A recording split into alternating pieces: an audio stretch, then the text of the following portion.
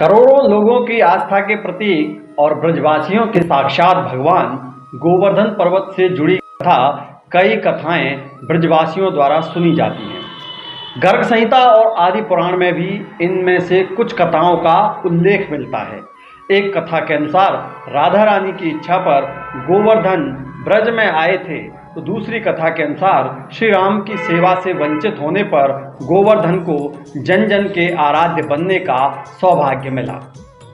गर्ग संहिता के अनुसार श्री कृष्ण ने राधा रानी के मन को सुख पहुंचाने के लिए वृंदावन यमुना जी के साथ गोवर्धन पर्वत को ब्रज में भेजा।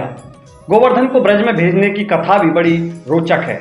एक बार काशी निवासी पुलस्त ऋषि तीर्थाटन के लिए निकले। भ्रमण के दौरान उन्होंने विभिन्न प्रकार के फल फूलों और लता पताओं से आच्छादित गोवर्धन पर्वत को देखा। दिव्य सौंदर्य से मनोहर रूप वाले गोवर्धन पर्वत को देखकर वे उस पर रीझ गए और उन्होंने गोवर्धन के पिता द्रोणांचल से गोवर्धन को मांग लिया। श्राप से भयभीत हो दुखी मन से द्रोणांचल ने गोवर्धन को पुलस्त ऋषि को देने की हामी भर ली। गोवर्धन ये सब देख रहे थे। उन्होंने ऋषि से पूछा कि आप 8 योजन लंबे, 2 योजन ऊंचे और 5 योजन चौड़े मेरे आकार को किस प्रकार लेकर के चलोगे। इस पर ऋषि बोले, मैं तुम्हें अपने अस्तबल पर लेकर चलूंगा।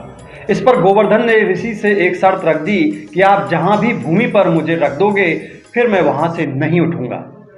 पुलस्त ऋषि गोवर्धन को इस प्रकार हाथ पर लेकर के चल दिए। ऋषि जब ब्रज में आए तो गोवर्धन को याद आया कि यहाँ तो भगवान श्री कृष्ण अवतार लेकर के विभिन्न प्रकार की लीलाएं करेंगे। इस पर उन्होंने अपना भार यानी वजन बढ़ाना शुरू कर दिया। मुनि ने थककर गोवर्धन को भूमि पर रख दिया। ऋषि अपनी शर्त भूल गए और लघु शंका के लिए चले गए। प्रतिज्ञा के अनुसार वे बाद में गोवर्धन को उठा नहीं पाए। ऋषि भी गोवर्धन की ये डिठाई समझ गए और क्रोधवश गोवर्धन को तिल तिल क्षीण होने का श्राप दे दिया और खाली हाथ काशी चले गए। तब से गोवर्धन ब्रज में ही विराजने लगे।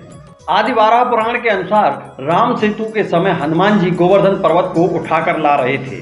इसी दौरान देववाणी हुई कि सेतु बन गया है। हनुमान जी ने यह सुनकर गोवर्धन को ब्रजमंडल में ही रख दिया था।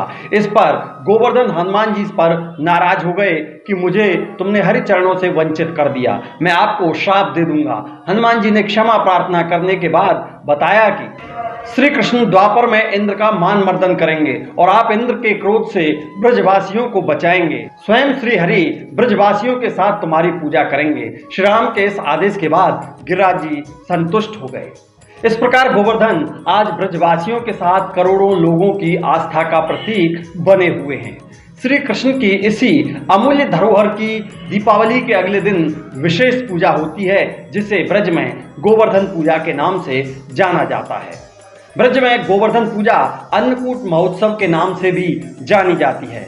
मान्यता है कि द्वापर में दीपावली के अगले दिन नंदगांव के ग्वालों के साथ कान्हा ने गोवर्धन पूजा की थी। गोवर्धन पूजा के साथ श्री कृष्ण ने प्रकृति प्रेम और गौ संवर्धन का संदेश भी दिया है।